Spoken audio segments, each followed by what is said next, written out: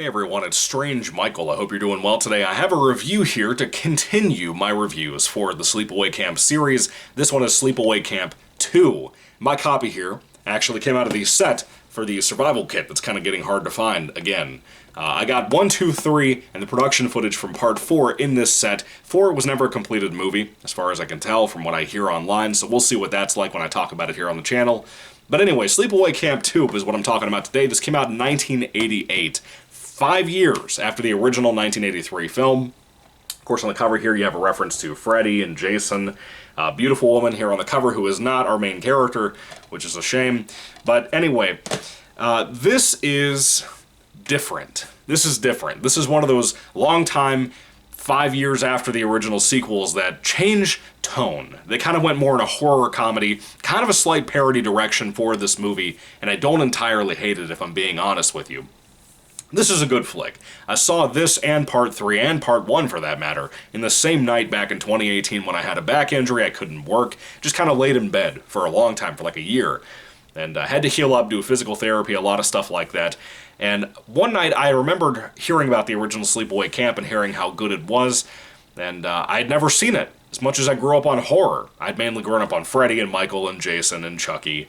And I finally decided to check this out. And I rented all three pretty much back to back, and I loved them consecutively, every single one.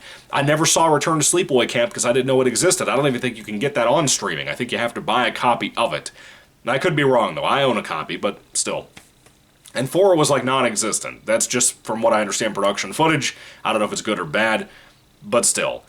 And 2 and 3 are hard to find on physical media. Let me tell you that much. I've tried to buy a copy of 2 and 3 on VHS, DVD, Blu-ray when they got the re-release a couple of years ago when I bought the original movie on this re-release edition they had.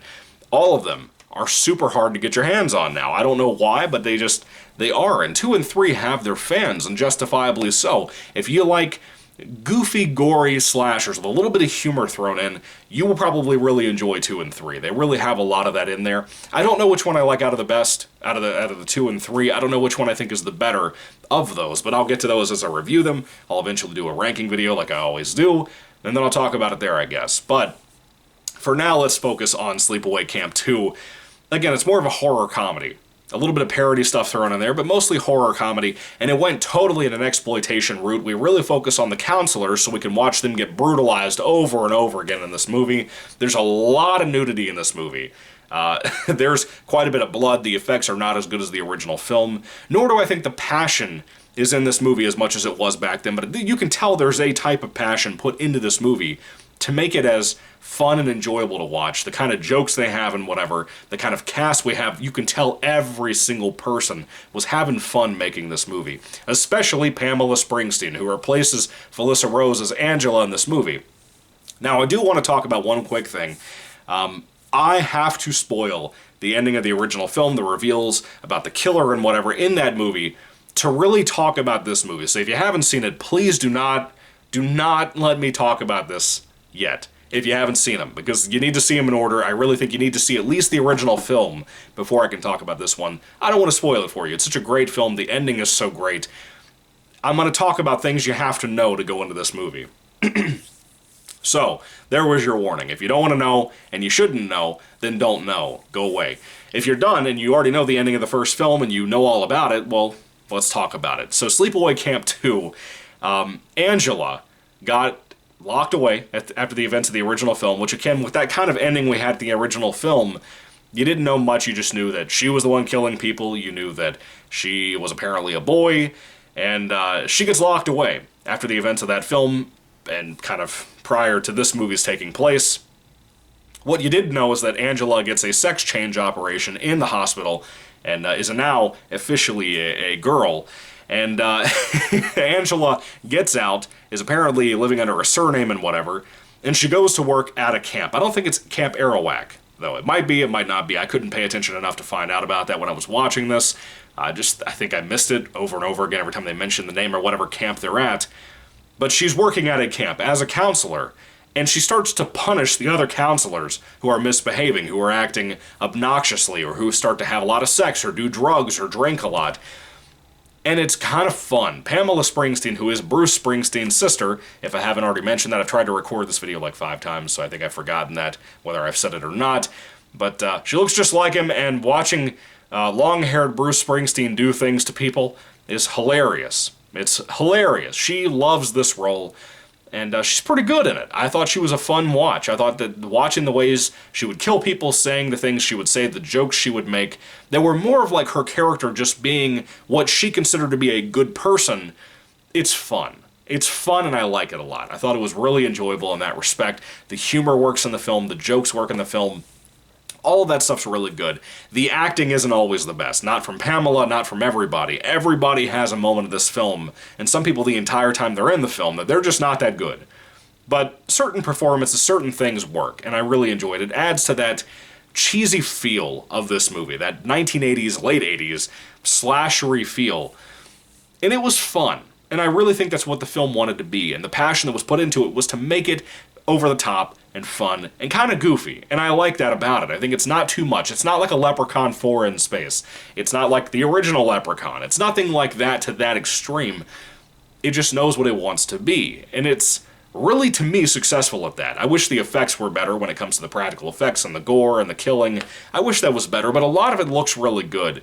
A lot of it is seeing the aftermath of it, not actually seeing people be tortured and whatever. And that's fine. As long as it's fun, I don't really care. As long as I'm having a good time.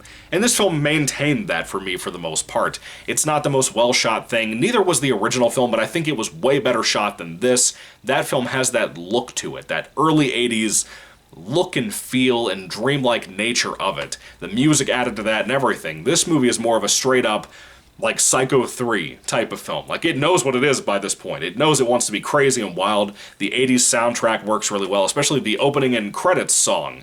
I love that. I think it's fantastic. Some of the best rock music in horror, in my personal opinion. This is a good flick. It's enjoyable. It's not super well made or anything, but it's fun for what it wants to be, and I appreciate that. It doesn't have any apologies for what it's trying to do, and that's a good thing. I wish more horror nowadays did that. This is one of the very few standouts of the many, many, many slasher films that came out once upon a time that had basically taken the place of the modern thriller mystery at that time, or the murder mystery at that time. This is something that really, it enjoys being what it is, and I love that about it. It's super fun, super enjoyable, and I recommend it highly if you like slasher films. If you're a big fan of Sleepaway Camp 1, you'll probably like this too, even though it's a little bit different. But to me, it has this kind of... It still seems to have the same soul as the original film. Does that make sense? I hope it makes sense, but it feels like it has the same type of soul as Part 1. Even though it is a little bit more exploitative, and even though it has more nudity and that kind of thing in it, for the most part, I think it works. It's not as clever as Part 1, for sure not, but it's clever in its own way, and I like that about it. It's interesting that they chose to go in this direction, but it kind of makes sense being a camp counselor movie. And the parodies of things like Freddy, Jason, and Leatherface in the film, really good. I like that as well. I don't really have much more to say about Sleepaway Camp 2. It's an enjoyable watch. It's something that I'm surprised more people don't talk about here on YouTube. Mainly, I assume, because they're so hard to find, but again, they're on Tubi and whatever. That's cool. I'm glad. I hope you check him out if you get a chance. I'm sorry to tell you so much about Angela and kind of ruin the ending of the first film, but you have to for this series. It's like Child's Play. You can't talk about Child's Play without talking about Chucky. It's sad, but it's true. You have to. Anyway, with that being said, Sleepaway Camp 2, the 1988 film, I enjoyed a lot. I think it has a lot going for it. The ending is kind of lackluster, just like the original film. But it's good. It's a fun watch. It has a good time being what it is, and it doesn't apologize for that, as I said. It's good for that regard, and I do enjoy it. I hope you enjoy it, too, if you haven't seen it before. If you've only ever seen the original, and you thought it's probably one of those cases where the sequels are not as good, well, you're right. But they're worth your time. I really do think they are if you're into this kind of thing. But, again, prepare. There's a lot of stuff in here you haven't seen in Sleepaway Camp yet. So... with that being said, Sleepaway Camp 2, have you seen it? What do you think about it? I'd love to hear your thoughts and comments down in the comment section down below. If I had to rate it on a 5-star basis, I think I'd give Sleepaway Camp 2 probably a 3 out of 5 stars, I'm going to say. Because I like it enough to give it a 4, but I don't think it quite gets there. It's enjoyable enough for me, but the filmmaking aspects and stuff, a thing a lot of us care about, and I do factor into my reviews when it comes to the rating at the end of the reviews. I don't think it gets to the 4 yet, but I do like it. I do think it's fun for what it is, and I would rather watch something like this over top of, again, like the Leprechaun movies or anything like that. It just really works for me.